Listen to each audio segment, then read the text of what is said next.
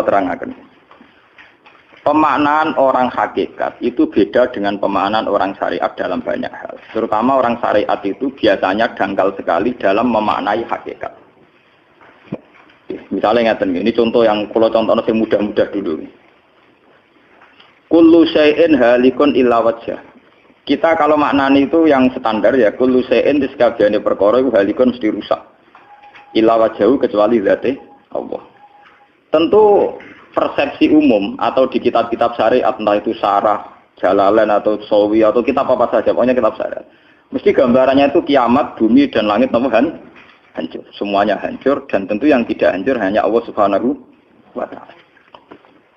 Begitu juga makna-makna yang lain tentang al-jannah, tentang an-nar, tentang mizan, tentang hisab, tentang macam-macam. Itu pemaknaan syariat, ya jannah itu nanti, nar juga nanti, hisab juga apa? Kenapa pemaknaan gini ini menjadi jauh dari Tuhan dan menjadi, saya katakan tadi, dangkal. Mergi ngeten logikane ngeten. Ya logikane ngeten. Teng kitab hikam ini pula itu ada istilah lau asyraka laka nurul yakin. Sebagian nurul basirah la ra'aital akhirata aqraba ilaika min antar takhila ilaika. Dan itu tak ulang-ulang, kita mengudi-mudi tak ulang. Andaikan cara iman sampean itu punya nurul basirah, punya mata hati. Jadi itu iman biwujudillah. Iman bahwa yang wujud itu Allah, yang wujud hakiki itu apa? Allah. La ra'aital akhirata aqraba ilaika. Kamu akan melihat akhirat itu dekat sekali. Tidak usah kamu menuju akhirat. Kalau akhirat misalnya saya nanti nunggu mati itu kan kesuwen. Misalnya mataku itu sudah engkas, tapi kok ngenteni ning alam barzah, alam kuburan. Ngenteni akhiratnya, ngenteni barang-barang ruhin dan sebagainya kan napa kesu? Dan saya kalau ingin mendapat nikmat surga itu nanti juga kesuwen. Kalau saya takut neraka nanti juga nopo. Ilmu yang dipakai orang hakikat itu begini misalnya. Surga itu kan bukti ridha Allah. Nggih, surga itu bukti ridha Allah. Sehingga penuh kenyamanan. Karena penuh ridhanya Allah mesti penuh nopo? Kenyamanan. Neraka itu simbol atau bukti suhtullah. Tentu segalanya tidak nyaman karena ada Kalau masalah surga itu ridho Allah dan neraka itu suhtullah. Loh sekarang tuh masalahnya kan di Allahnya, tuh, bukan di surga dan neraka. Sekarang Allah wis wujud napa dereng? Ampun wujud. Dan Allah pun beraksi napa dereng sampun. Sekarang juga Allah juga punya ridhonya, juga punya suhtunya.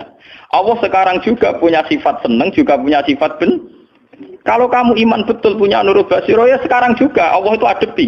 Kowe saiki golek ridhone dan menghindari tidak usah nunggu surga. Dan saat itu juga Anda sudah di surga.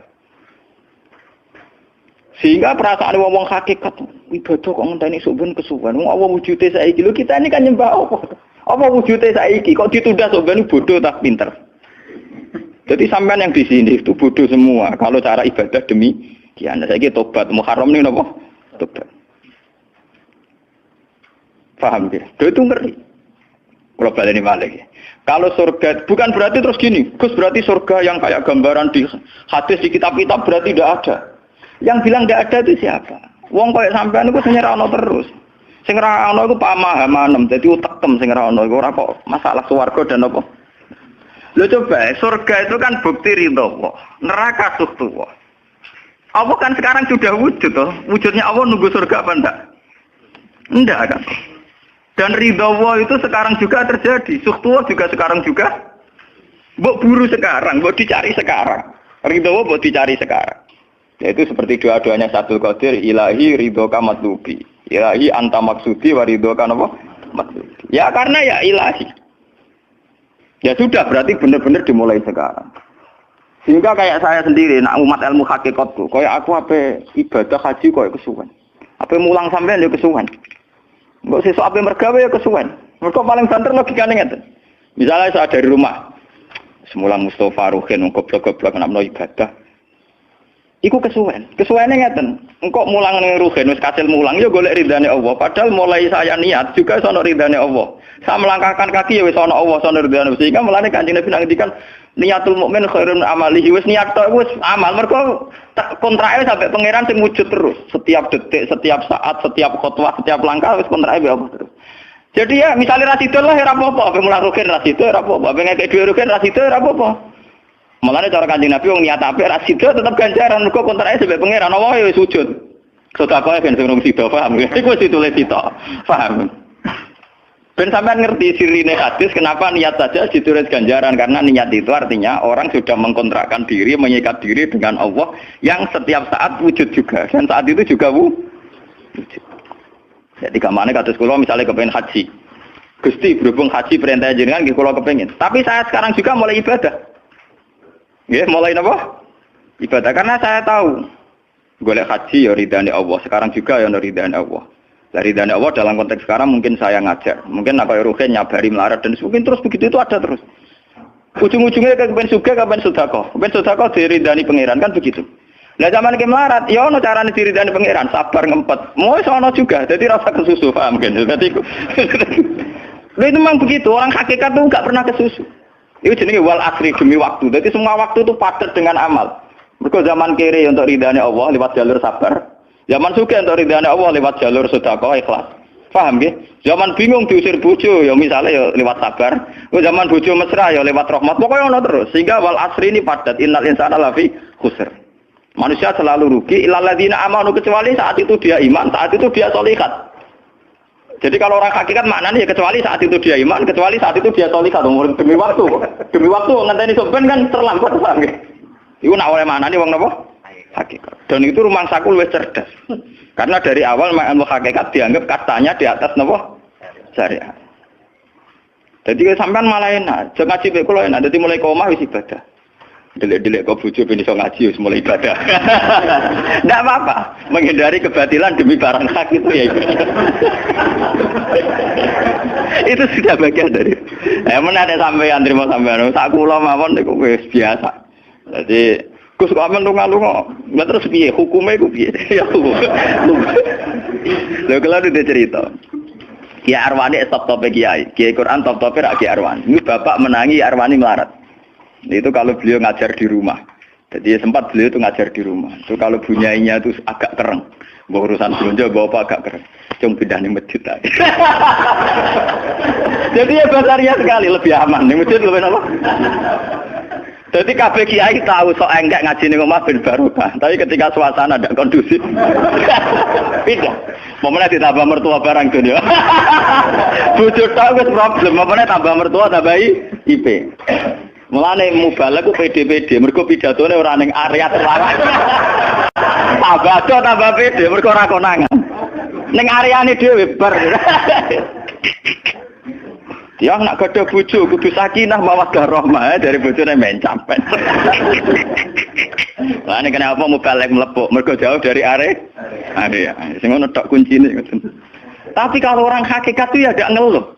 Ketika bojo grundel kowe rido mek kodok kodare pangeran ya ibadah. Berhasil melalikan diri ya napa? Akhirnya berhasil ngaji ya napa? Karena Allah itu wujud di setiap langkah kita, di setiap detik kita, di setiap nafas kita. Lah kalau wujudnya Allah di setiap detik kita, nafas kita, kenapa nunggu nanti-nanti? Sebab itu sedekah Rasulullah ketika Nabi ngendikan, ya mulai niat itu dihitung. Lah wong saiki wong intelektual kabeh.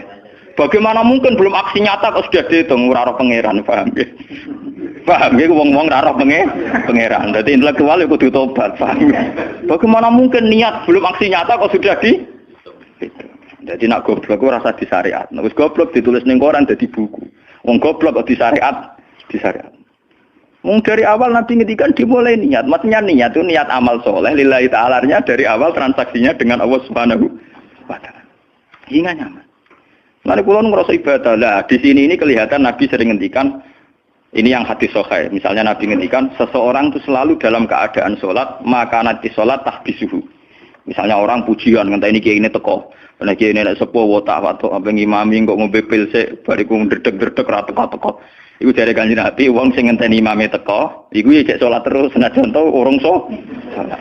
Ngono Kanjeng Nabi yo tau dipraktekno jarak. Kanjeng Nabi itu kalau sholat standarnya awal waktu, tapi beliau itu pernah sholat isya sekitar jam 1:30. Yapqa sulusul lailil akhir sekitar 1:30. Itu separuh sahabat sudah turu. Sing Umar menutuki kentong kelontangan. Mantan preman, mantan apa? Preman. Terus. Nah, malane akeh kiai sing gak berturu terus sholat ra wudu mergo hadis itu ceritane iku Mereka ya namun, tapi fasallahu alam yatawaddo. Jare wong fikih, mergo iku lungguh. Lungguh nek orang geser iku ora apa? Apa jare wong fikih lah, ono-ono ae. Turune sahabat sing gaplek-gaplek ya mlungker.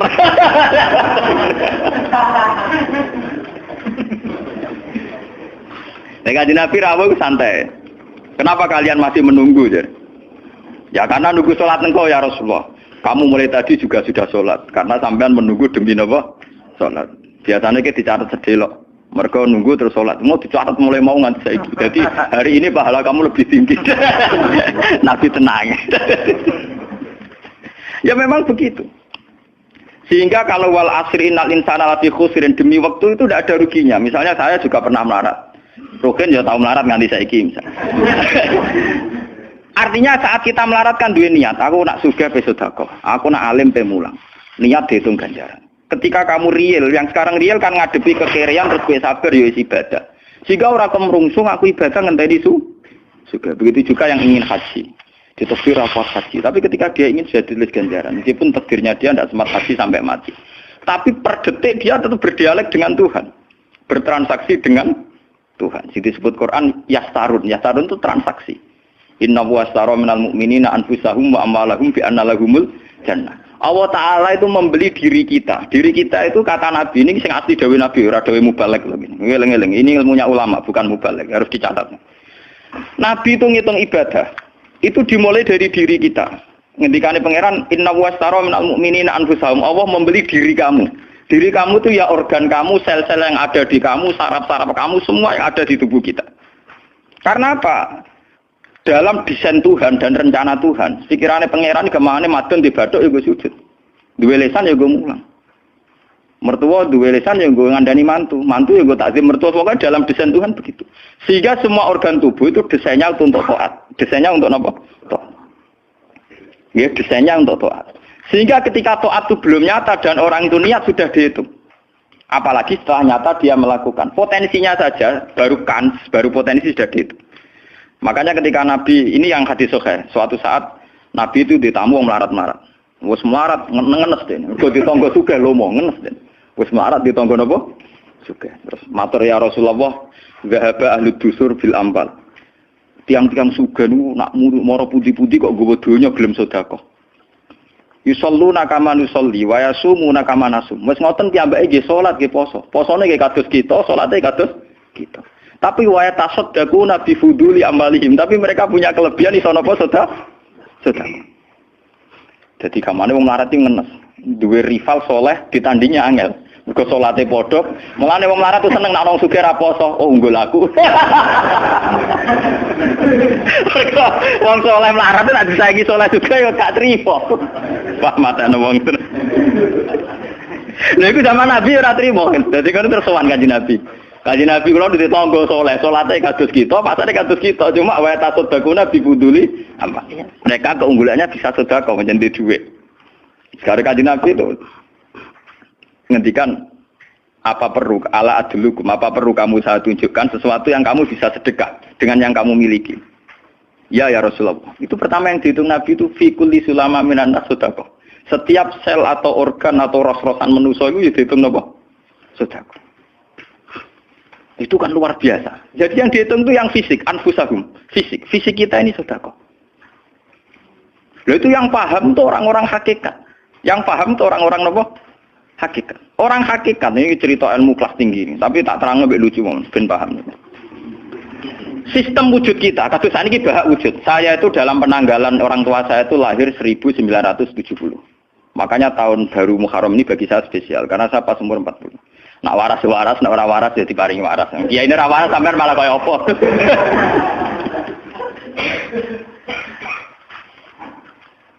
Kalau dalam teori ilmu hakikat, sebelum tahun 70 berarti status saya kan ala Adam tidak ada. Memang tidak ada itu punya positif gak maksiat. Nggih, jenenge ora ana penyelingkuhi sapa, pengorupseni apa, kurang ajar ambek sapa jenenge ora ana. Ketika Adam saya dihilangkan, sifat ketiadaan saya dihilangkan, saya menjadi wujud. Nah itu cara ilmu hakikat. Nikmat tertinggi itu nikmatul ijad. Nikmat wujud itu nikmat tertinggi. Dengan kamu wujud, maka kita punya mata, punya hati, punya telinga. Dan dengan kita wujud kita bisa asyhadu, bisa ikut bersaksi. Asyhadu alla ilaha illallah. Jadi dengan kita wujud saja, potensi wujud saja dengan kita wujud itu nyekseni. Loh, ternyata langit bumi digawe Allah. Allah sing gawe aku, Allah sing menciptakan ini semua. Sehingga dengan modal syahadah saja itu orang sudah min ahlil jannah. Andai kan orang itu maksiat seumur-umur tapi pernah baca la ilaha illallah tetap dakhalal jannah. Mbok digodhog kaya apa ning neraka suwe tetap dakhalal jannah. Mergo umpama ning neraka selawase pangeran ya ana salahe. Iku mau ngiral hadis qudsi, sak bedik-bedike wong misale umure 100 tahun maksiate ra 100 tahun. Lah kok disiksa luwih 100 tahun ra pangeran napa do? Dolim. Mulane pangeran anyiksa ya ana batese wong maksiate wong ya ana batese. Tapi diwalik iki ngoten, ketika ana wong taat mulai bayi taat nganti mate, dilebokno pangeran swarga. Keros bab mlebu swarga. Jare wong iku nggih ngertos Gusti mergi kula taat ra maksiat sak umur-umur. Iya, tapi ning swarga 80 tahun wae ngeto atem 80 tahun riang. Ya nak maksiat iku 80 tahun, nerakane 80 tahun ae, tapi nak taat 80 tahun kok swargane ya 80 tahun. Yo kene neraka ae, nek engko bar 80 tahun tak pindah ning neraka wong taat 80 tahun. Mboten Gusti pendapat kula ralat, kula mlebu swarga krana fadhole jenengan. Lah anak iku abadi fadholku. Menawa kena apa wong ning swarga kok abadi, mergo fadhole Allah. Mulane Kanjeng Nabi ngendikan, tidak akan kalian masuk surga karena amal kalian. Tapi kamu masuk surga karena fadlnya Allah. Ada sahabat yang tanya, wala anta ya Rasulullah. Juga tidak engkau ya Rasulullah. Wala ana. Saya sendiri tidak akan masuk surga karena amal saya. Kecuali dikasih rahmat Allah. Orang Mu'tazilah, orang ahli sunnah yang orang-orang syariat berdebat kusir tentang masalah bagaimana mungkin masuk surga tanpa ngamal. Modal fadlnya Tapi orang hakikat cara baca jelas. Nak krono ngamal ada durasinya. Ada apa? Durasinya. Dan itu batas amal kita 80 tahun.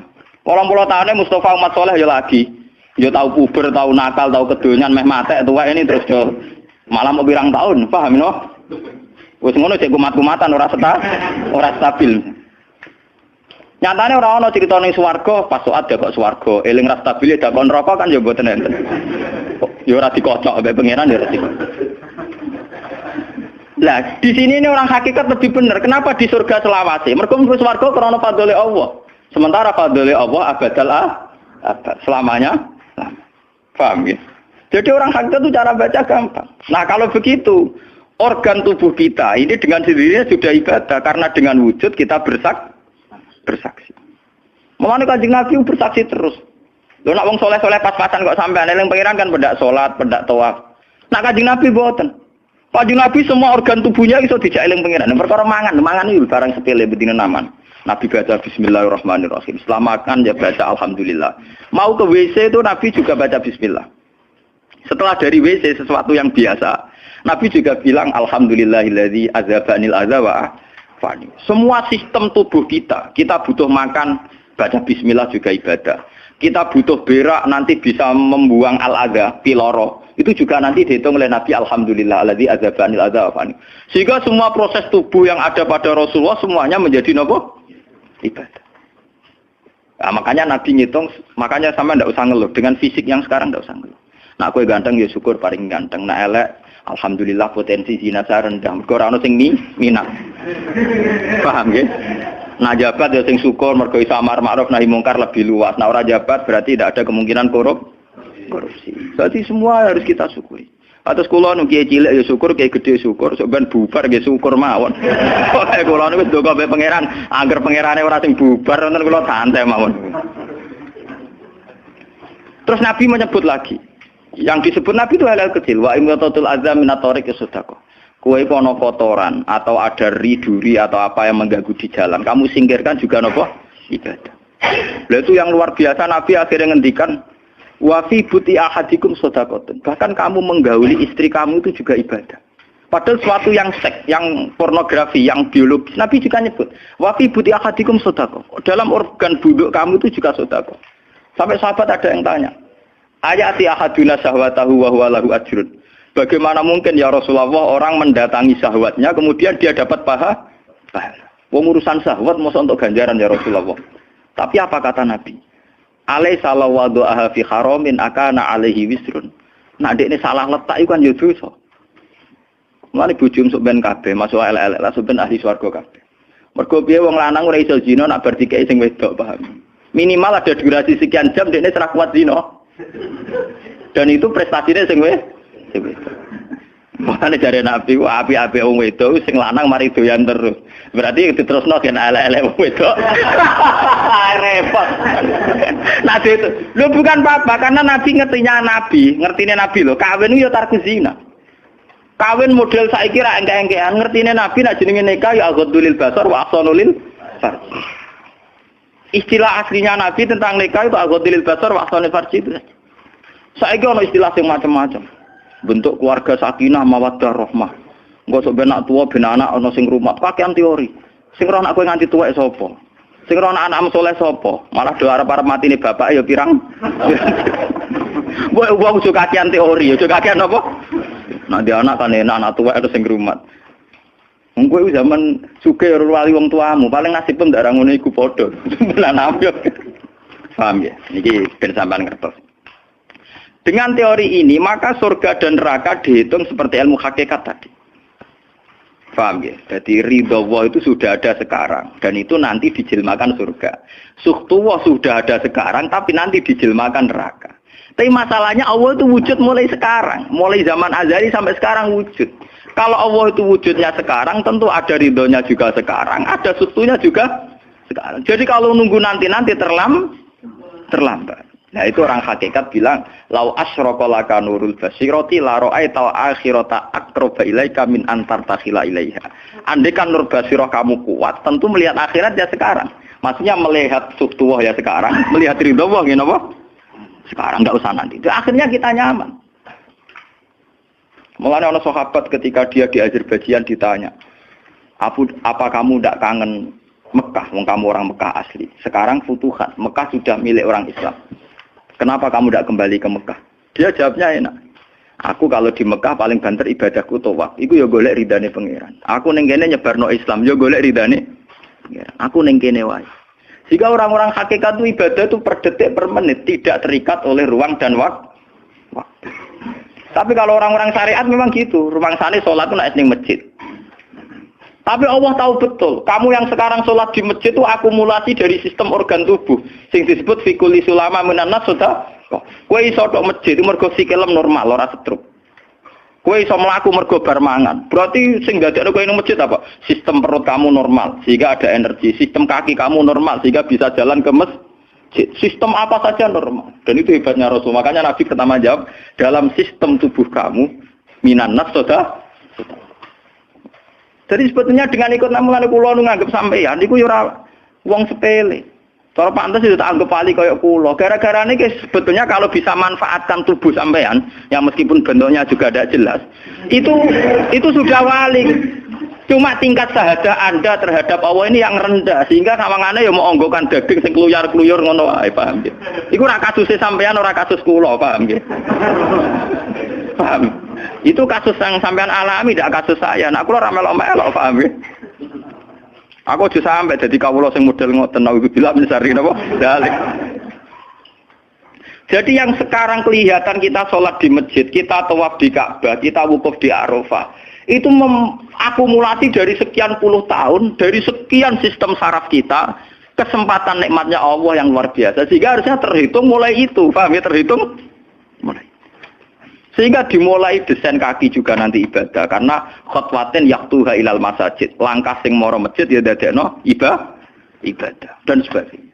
Sehingga orang-orang sufi itu zaman di rumah ya nyaman ibadah, nanti ketika di masjid ya nyaman ibadah, ketika di Ka'bah ya nyaman ibadah, keluar dari Ka'bah lagi ya ibadah. Orang malah bar haji ibadah enak ya ning Ka'bah, ning Jawa enak kabeh. Lha apa pangerane ganti?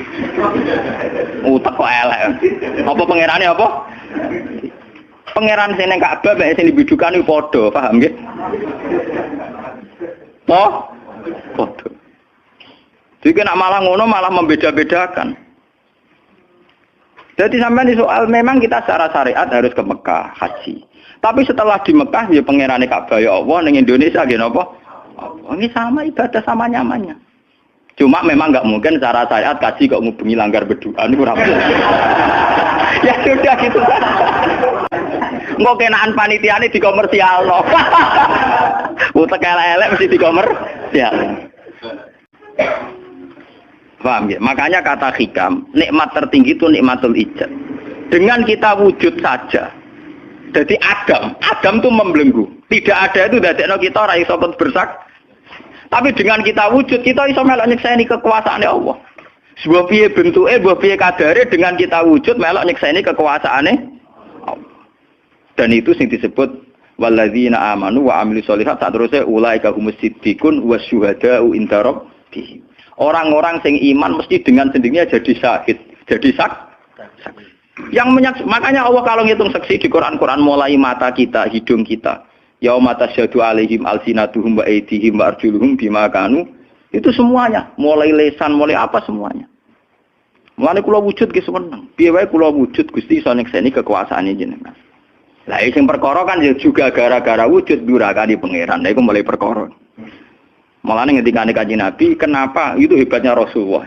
Makanya saya yakin bahwa Rasulullah itu juga pengajar ilmu hakikat. Tentu karena Nabi cara ngajarnya tidak melahirkan kesesatan kayak kasusnya Husain Al-Khallas dan Siti Jenar. Sebetulnya sederhana. Kenapa Nabi bilang Sayyidul Istighfar itu dunia tidak dimulai dari kata astagfirullah. Sayyidul Istighfar dimulai Rabbi, Allahumma anta Rabbi, la ilaha illa anta khalaqtani. Bukan dimulai dari kata istighfar. Kata Nabi, istighfar terbaik itu lafadznya ini. Allahumma anta Rabbi, jenengan pangeran kula. La ilaha illa anta, ora ana pangeran kecuali jenengan. Anta Rabbi, jenengan pangeran kula. Khalaqtani. Pokoke piye jenengan kadung gawe kula. Resiko nek gawe kadang kula nggih maksiat niku. Dadi piye wae madun maksiat, rukin maksiat piye mergo kadung di munggo ora ana ya ora maksiat. Jadi kamane pangeran yo rada keteror, waduh. Istighfar model neror. Iku dari sarah-sarah hadis kok ono piye wae maksiat itu perkarane wujud. Meskipun piye wae taat yo krana Jadi cerita sebab pangeran. Gusti, piye wae jenengan kadung gawe kula. Tapi harus jujur. Makanya orang-orang yang pernah maksiat itu harus jujur kados kula. Nak niru kados kula. Dia istighfar itu jujur. Malah kula boten seneng. Muni astagfirullah kula boten seneng. Itu nanti menjadikan orang itu pesimis dan hubungan dengan Tuhan itu negatif. Kesane kita hanya dosa saja. Kowe nak wiridan asura ping 100 kula boten cocok. Ping 1000 boten cocok. Mun sampean kula ijazahi, piye wae iki hadis sahih. Kata Nabi itu sayyidul istighfar terbaik. Harus dicatat itu dawuh Nabi itu istighfar terbaik. Kalau sampean astagfirullah saja itu nanti kalau jenis-jenis orang yang kuper atau yang pesimis.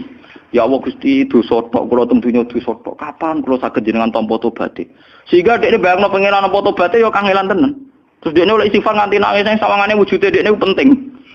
Padahal ya ora penting blas. Tapi kalau yang diajarkan Nabi ndak cara ngendikan gini. Anta Rabbi la ilaha illa anta khalaqtani wa ana abduka. Kula tetep kawulane jenengan. Wa ana ala ahdika wa ahdika mastata'tu. Selagi kula mampu kepingine kula nggak anut perintah jenengan.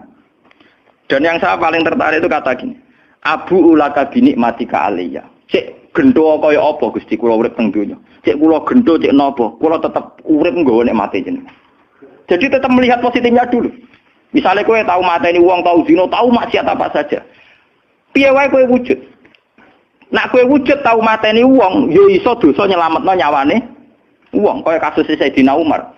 Ya Rasulullah, sebagaimana zaman saya kafir banyak merugikan orang Islam, saya bersumpah setelah saya Islam akan banyak merugikan orang kafir.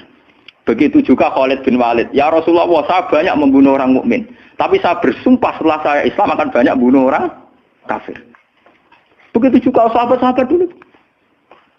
Artinya dengan kita wujud, potensi kita saat dosa itu ya iso apik.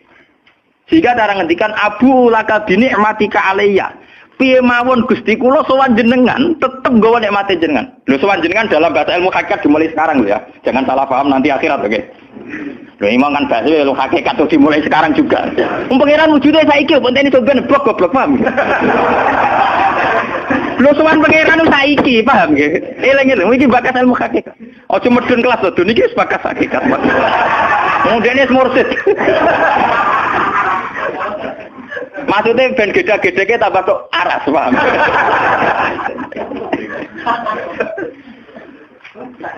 Ben roh. Lu sowan pangeran mulai saiki. Sekarang juga kita sudah sowan Allah. Tentu kita kudu ikrar semua nikmatnya Allah yang sekarang juga. Abu laka binikmati kaliya piye mawon Gusti kula tetep balik mbek nikmati jenengan. Status saya wujud ini mergo nikmati jenengan. Gara-gara kula wujud nyekseni wujude jenengan. Akhirnya gara-gara kula nyekseni wujude jenengan nak maksiat yo sungkan Gusti. Wa abu laka bidzambi faghfirli nak pas kula dosa ke jenengan sepuro mergo kula nu salah. Wong wis wujud kok durakani jenengan tapi kudu jenengan sepuro faghfirli. Fa innahu la yaghfiru dzunuba illa anta. Sing saged nyepuro dosa namung jenengan. Ora bakal awake dhewe disepuro ta ora penting. Lah kadang orang itu cara berpikir di sepuro ta ora ya, nah di sepuro mlebu neraka. Nah di sepuro mlebu swarga iku goblok. Ndak ada nabi ngajarkan gitu.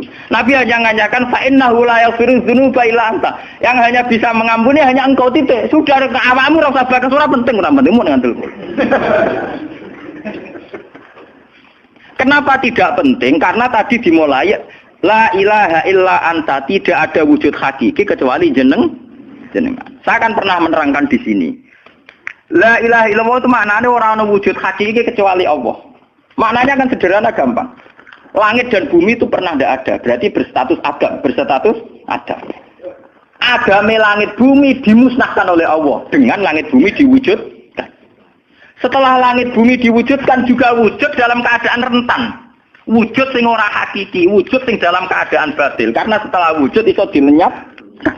Berarti zaman Adam ya Adam sing iso diwujudkan, zaman wujud ya wujud sing iso diadamkan. Lah wujud sing ngene iki tanpa eksistensi, tanpa napa? Eksistensi. Lho bahak saiki wujud, tapi ora roh matine kapan? Ora iso ngatur awake dhewe. Zaman aku wujud ya ora karepku dhewe, engko aku mati kapan ya ora karepku dhewe. Lho wujud model apa ngene? Iku wujud-wujudan. Madun zaman rong wujud ya ora karepe dhewe, bar wujud ya ora karepe dhewe. Matine kapan ya ora roh, nasibe piye ya ora roh. Lho wujud ora roh awake. Dhewe iki jenenge wujud-wujud sing rentang. Lah wujud sing rentang disebut wujud imkan. Sing Allah wajibil. Lah nek berhubung kita rentan ya sudah. Lah iku sing dimaksud wong hajat kullu shay'in halikun ila wajh. Hakikate liyane Allah saiki lah wis rusak. Mergo wujud kok ora iso ngurusi awake dhewe wujud rusak ta wujud tenanan. Wujud sing rusak. Wong wujud ora iso ngurusi awake dhewe, ora iso ngurusi eksistensine. Lah berhubung wujud ngene iki wujud iso diadamno, sangka Adam diwujudno jare wong hakikate liyane Allah ora ana kabeh. Maksudnya ora ana kabeh wong kowe wujud-wujud dhewe ora iso nentono awakmu. Zaman wujud ora melok-melok, kok zaman mate ora melok-melok, swarga neraka ya ora melok-melok. Lah nek ngono mulane nek ape mati ora ana hadis ngajaro Gusti kula lebokno swarga. Kon muni Allah. Lah cuma kadang kita ini ngati kita lah nggih tapi swarga ta neraka. Ya aman ngono dipikir. Enggak ada ajaran Nabi mangkana akhiru kalamihi Allah dakhalal jannah. Allah saja atau la ilaha saja orang bakas awak, paham nggih? Mulane kula yakin saya nanti mati itu dalam kemegahan. Mergo aku naudzubillah tenan sampai aku mati bakas awakku. Anak kula seneng tak kadani bojo kula. Pokoke sampe nak mati ngene lho, Dik. Semoga mati nek saya dipendem. Nah, jenengan kan niku lho Gus. Santrine akeh ora dikandani, ora usah dikandani. Nek wulan berikutnya ngaji prei jenis mati ayo bar.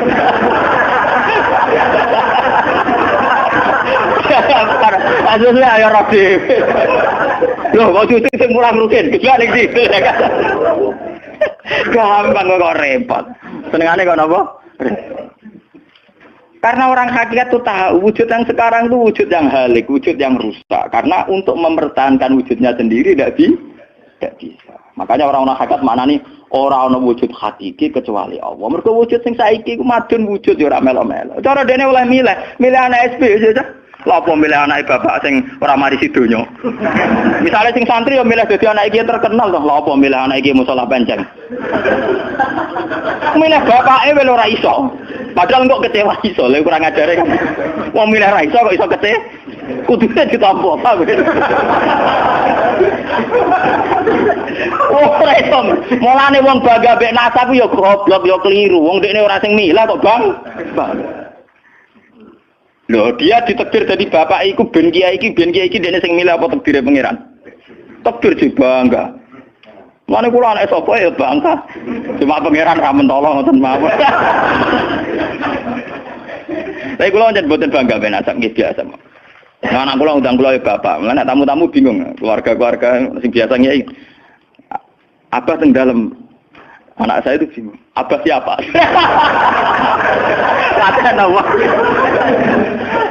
Saking biasane nang Mas kula sak awam cekek. Sak anak kula ngundang ibu bapak soalé awaman ngoten mawon. Wong wujud ra hakiki ae. Kullu syai'in halikun illa wajha. Ini ben ngertos. Lah dengan demikian, makanya itu. Kemudian langit dan bumi ngendikane kitab niki, langit dan bumi kabeh ku nggo kebutuhan jisime manusa.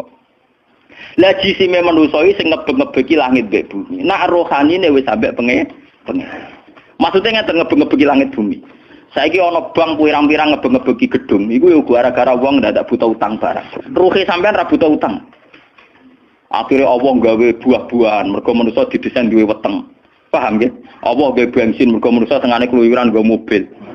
Pokoke pangeran nuruti jisime manusa repot. Napa? Gara-gara wong mangan tanduran, mangan buah-buahan Allah kudu gawe udan, gawe bumi subur, bariku gawe selam, gawe bensin ruwetan. Mulane dari ilmu hikam jise nemu ngel-ngelo pangeran. Jisime manusa ngel-ngelo pangeran. Mulane dari hikam innama wasi akal kaunu min haitsu jusmaniyatuka. Sing amen urusan ke donya asline jisime. Ya saiki ayo pangeran gawe apa ya? Gawe buah-buahan go manusa. Tapi konsekuensi dari pangeran gawe buah-buahan kudu gawe udan. Mergo wit iku iso urip nek wonten apa? Udan. Lah go ngalir udan kudu Allah gawe sungai. Dadi kerepotan ngurusi jisime manusa napa? Repot. Sebab itu mungkin sekali sebelum ada langit dan bumi, roh manusia sudah diciptakan mungkin karena tentu roh ini tidak butuh elemen sing jenenge langit dan bumi. Mergo alam roh tentu tidak butuh itu semua. Lalu ketika di Quran nak jisim itu cek mintinin, ya nak jisime sampeyan. Kholaknal insan itu cek min sol-solin kama emas donto mintinin, songkol lemah. Tapi kalau roh istilah Tuhan wanafaktu fihi mirruhi, ya istilah Quran mirruhi. Mulane roh di misteri Tuhan sampai somben. Wa saluna ka anir roh ya kulir roh min amri Rabbi. Kalau jisim jelas masih minatin. Tapi kalau roh min amri Rabbi karena istilah Quran wanafaktu fihi mirruh. Manusa iku ruhe kok aku ya. Ya cuma sing nerangno Kanjeng Nabi ora dadi aliran sesat. Barang sing nerangno Husain Al-Khalat Siti Jenar dadi kasus. Tapi ilmu hakikat ini harus saya jelaskan dan sampean enggak perlu salah paham. Karena memang enggak paham, salah paham ora beda paham. Paham. Loh saya sering ngomong sama yang ngaji saya, Anda boleh berdebat dengan saya, sarannya salah paham. Tapi kalau enggak paham dengan yang paham ya ngaji. Ora paham kok muni salah paham. Salah paham ora padha akeh referensine. Ngajine padha akeh, ngalime udah-udi. Terus debat salah paham macam napa? Ngalime ra bandeng. Gus kula kados mboten cocok mbek dawuh jenengan. Mungkin nek eling kula ngeten. Tak takoki lah entuk ilmu ngono sing mbok bantah ilmune sapa iki keng jenengan ya wis lereni. Malah mriki disebut innama wasi akal kaunu min haitsu jusmaniyatuka yang berhubungan dengan alam itu jusmaniyatuka tapi walam yasaka min haitsu subutu ruha niyatika. Alam ini tidak bisa memuat kamu dari segi roh kamu. Dari segi roh. Donggen sampean tak critani nek kepengin ora pati maksiat teman-teman. Misale sing seneng wong wedok ya ora nganti zina, sing seneng nyabu ya ora nganti ngombe, sing seneng mateni wong ya ora usah kekerasan. Alam roh itu mudah sekali taat. Kowe nak seneng cawe wedok, guyu-guyu ning kamar wis nikmat. Dadi alam roh selerane sederhana. Pangeran sik pinter gawe wong kok ayune ngono. Ya seneng wis. Di alam jasad kurang ajar, nak nang ngloni ra lega. Bola-balik separi zina tenan iki alam jasad. Alam roh bodorane gampang, dicatu atu gampang. Wis guyu-guyu kok pengen tadi roh kene bocor dhisik cukup. Mulane dari Kanjeng Nabi, alam roh ku alam sing dijak taat iku gampang. Mergo dekne robbaniyun, bersifat robbani, ketuhanan. Gampang sekali. Sumari kurang ngajar tuh alam jis. Gampang. Sama tak ceritani iki ape bisnis ning Jakarta mbek ning Malaysia. Wadah nek ning kono iku bangunan. Iku sedurunge entuk dhuwit. Nah alam roh wis seneng. Cita-cita kepengin Malaysia nggo duwe akeh, badhe akeh tuku sepeda motor, rabi bunga desa lu seneng. Dadi alam roh gampang syukur. Gue dhewe ora entuk apa-apa wis seneng. Tapi nek alam biasa tuh kurang ajar tenan. Ngono ora entuk dhuwit tenan yo ngrumun tenan. Rabi ora ngeloni tenan yo ora lega tenan. Alam biasa tuh ngel-ngel wong. Paham nggih? Mulane jarene wong hikam, alam jasadmu sing rusak kuwi alam napa? Jasad. Mulane kula alhamdulillah, ulama itu yang waras, itu yang kuat rohaninya, dibanding jasmaninya. Malah kados kula niku kumpul tiyang nggih dhewean nggih, kula lunga dhewean nggih santai. Kula biasa dalu-dalu teng terminal Solo. Mulai ro wong macem-macem, mulai wong nakal wong lagi santai. Ya kula pikirane sederhana. Niku cara syariat wong nakal, Gus. Tapi kula perlu takok kenapa jenengan gawe niku. Nah, anak jenengan takok kula gawe gunane apa ya padha ra jelas itu Gusti. Mulane wiridan paling mati subhanallah maha suci jenengan. Kowe ora usah takok kenapa apa gawe lonte, gawe wong nakal, gawe maling. Lah kok ora takok pangeran kowe napa gawe kowe ora jelas. Fungsine ya ora jelas.